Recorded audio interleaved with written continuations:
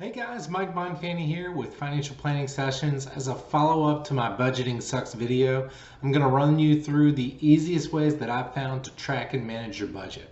While doing your budget on a napkin is better than not doing your budget at all, I would think that if you're serious about this, you may be better off if you were to use one of the tracking systems in my next couple of videos that'll allow you to change it and make edits over time.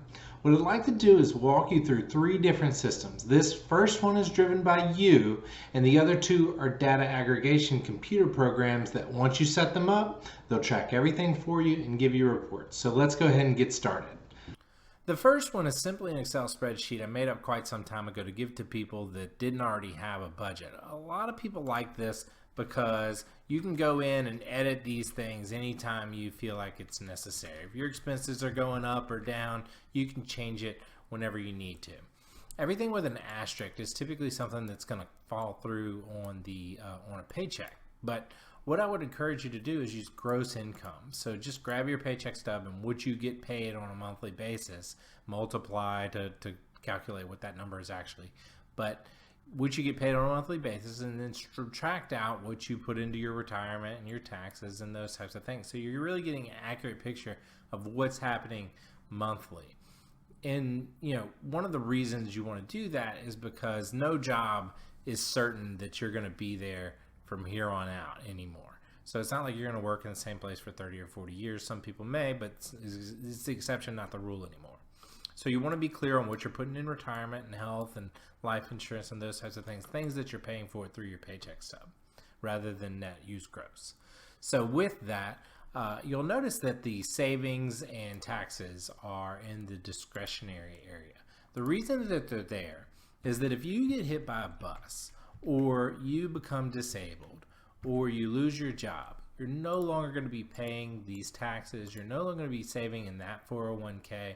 So this is just to account for that. It's debatable whether or not it's discretionary, non-discretionary, but for our purposes of this spreadsheet, the reason that I have it set up that way is because it also calculates what your emergency fund should be. So it calculates your total non-discretionary expenses, which determines your 3 to 6 months that you should have in an emergency fund. If you haven't already, check out our YouTube channel, go look for our emergency fund video, and search for Michael Bonfanti, and you'll find it right away.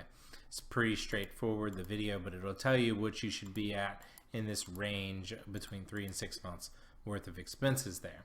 So the next thing I wanted to talk about is the inherent problem with this spreadsheet is really human error.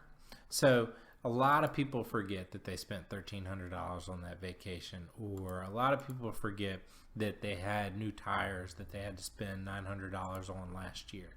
So to be sure that you are doing capturing all the information, what you can do if you want to be an overachiever is go download all the transactions from your banking, and then you can add up what you're spending. So in this scenario, let's say that over the year, the average expense that was spent to Entergy was $222. So over here, you go back and you can change this, and you realize you were a little bit low on your number because you expected or rather you forgot about the really high months that you had on your Entergy bill. So that's something to keep in mind.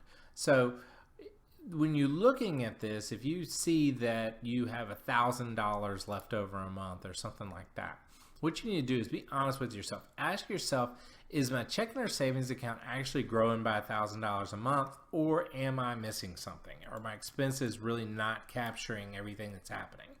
If you're within $100 or so, then you're probably pretty close to your expenses being right. So that's really kind of your target there, is a zero-based budget.